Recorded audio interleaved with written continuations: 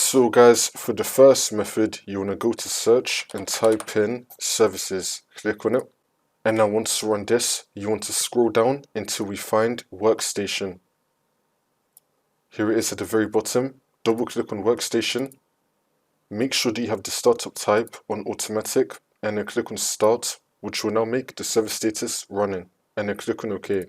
See if that works. For the next method, you want to go to search and type in troubleshoot settings. Click on it.